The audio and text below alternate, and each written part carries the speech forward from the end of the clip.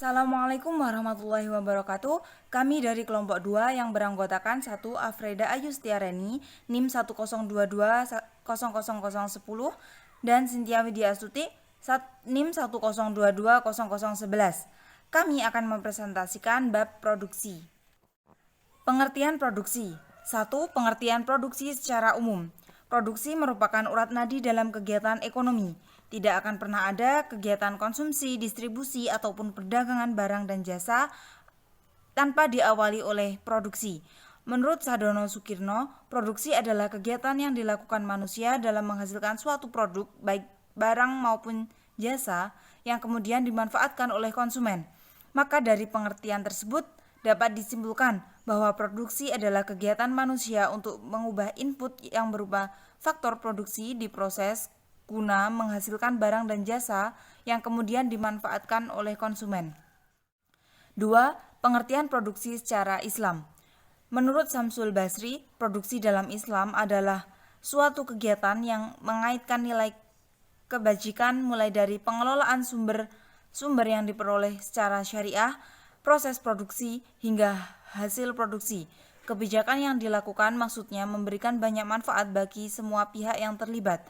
Menurut Luqman Hakim, produksi dalam Islam memiliki arti bentuk usaha keras dalam pengembangan faktor-faktor sumber yang diperbolehkan secara syariah dan melipat gandakan pendapatan dengan tujuan kesejahteraan masyarakat.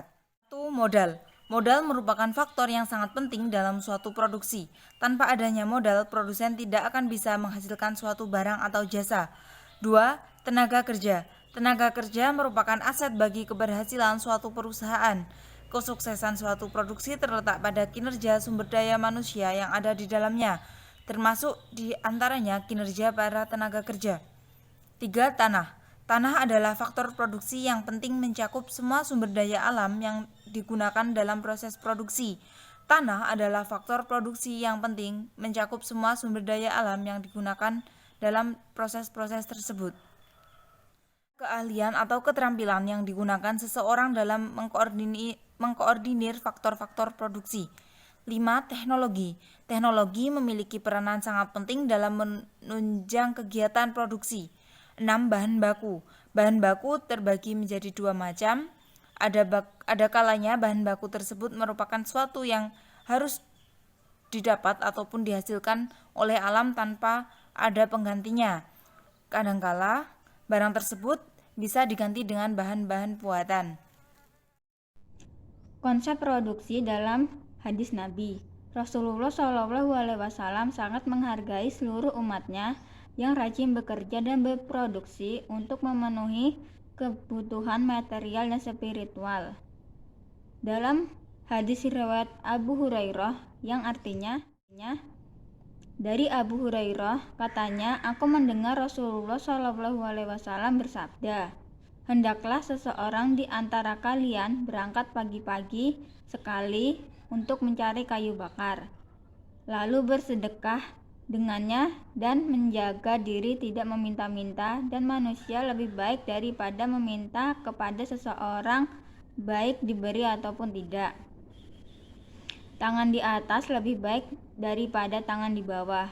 Mulailah memberi kepada orang yang menjadi tanggung jawabmu. Hadis riwayat Muslim. Hadis di atas menjelaskan tentang beberapa hal yang terkait dengan aktivitas ekonomi, yaitu 1. Dorongan untuk rajin bekerja dengan berangkat pagi-pagi sekali. 2. Dorongan untuk bekerja dan berproduksi. 3. Dorongan untuk melakukan distribusi. 4. Dorongan untuk hidup kesatria dengan meminta-minta. 5. Dorongan untuk bertanggung jawab dalam ekonomi keluarga. Tujuan dan prinsip-prinsip produksi dalam Islam. Produksi bertujuan untuk mencapai sebuah kebutuhan pokok umat manusia dan berusaha agar semua orang hidup dengan layak, sesuai dengan martabatnya sebagai khalifah Allah. Dengan kata lain, tujuan produksi adalah tercapainya kesejahteraan ekonomi.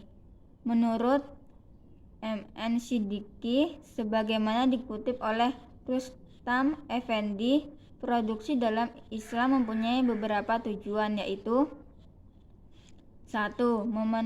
Pemenuhan kebutuhan individu secara wajar.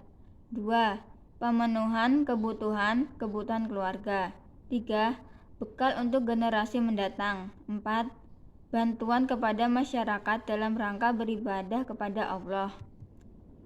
Di atas ada beberapa prinsip-prinsip menurut ajaran Islam, yaitu: pertama, memperoleh barang dan jasa yang halal pada setiap tahapan produksi. Kedua, mencegah kerusakan di muka bumi, termasuk membatasi polusi, memelihara keserasian dan ketersediaan sumber daya alam.